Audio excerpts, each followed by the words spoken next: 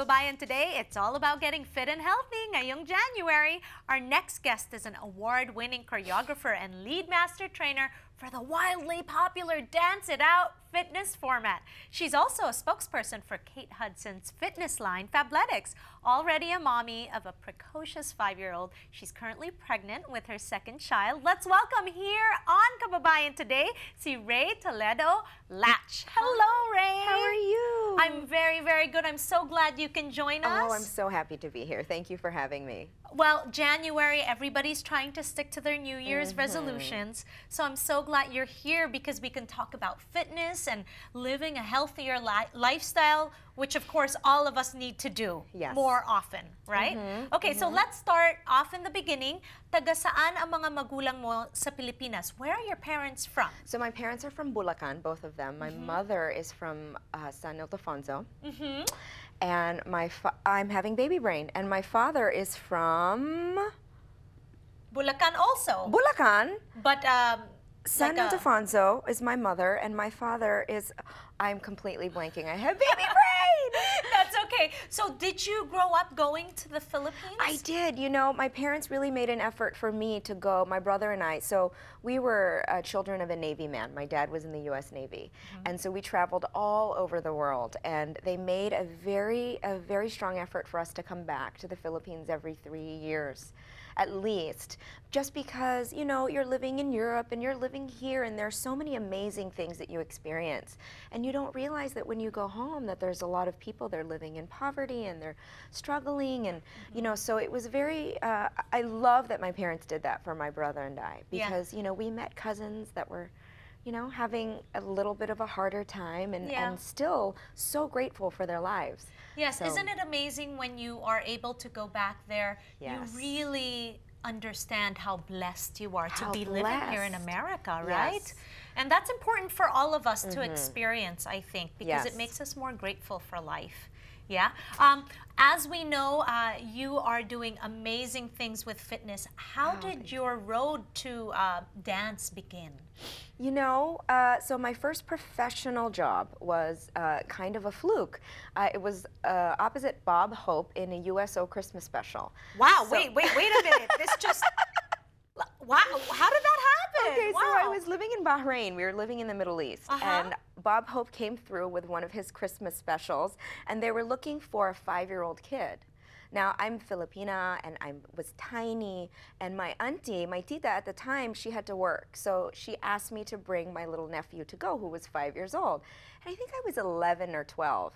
So I went, and I brought him, and he auditioned, and there were hundreds of kids auditioning, and I just sat there waiting, and Bob Hope goes, well, what about that little one over there? Have you auditioned? And I was like, oh no, I'm 12. So they had me audition. Long story short, I ended up touring the Middle East with Bob Hope, and I loved it. I loved seeing the faces of the soldiers, and they were crying, and I loved it. And then it was all over, and 2 months later, I get a check in the mail from Bob Hope Enterprises for $500. This is an amazing story, Rae. So I'm like, wait a minute. You get to do this. You get to have this feeling, do what you love, and then you get paid for it. Sold. And that was the beginning of it all. That is such an amazing story. So, as you got older, pursuing dance, what were the challenges? You know, just to be transparent and honest, the challenges were, you know, every Filipino parent, all Filipino parents, they want their kids to be so successful. And my parents wanted me to be a doctor or a nurse or a lawyer, and it was quite challenging for both my brother and I. My brother is also an artist. He is the lead singer of The Speaks.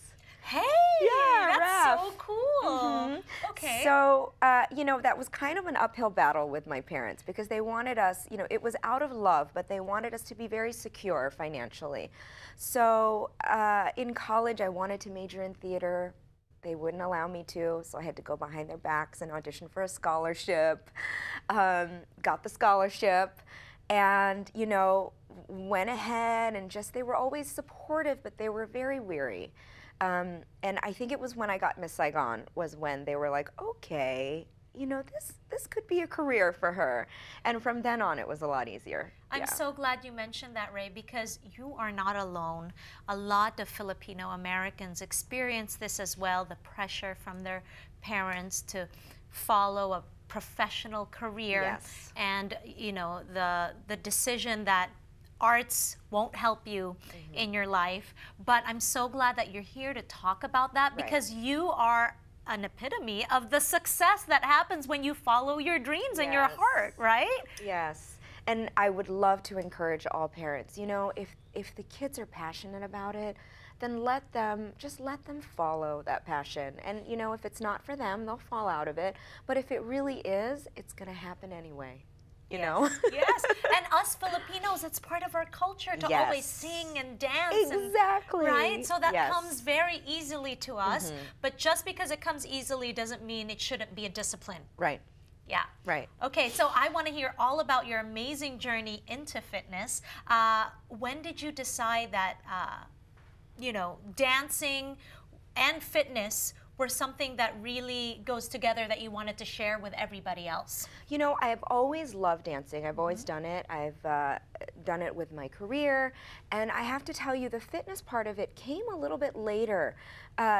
Being a dancer, and especially being small and petite and Asian, there are a lot less roles out there for us. So it's a little more challenging. Yes. So the pressures are a lot bigger. So for me, the pressures for TV to stay thin, you know, I'm so glad you mentioned that, Rae, because this is something that we really need to talk about, especially in media. Absolutely. Okay, so when we return, kausap pa rin natin si Rae Toledo Latsch, and we'll talk about this, the pressure to be in the media. All right, we'll be right back on Kababayan Today.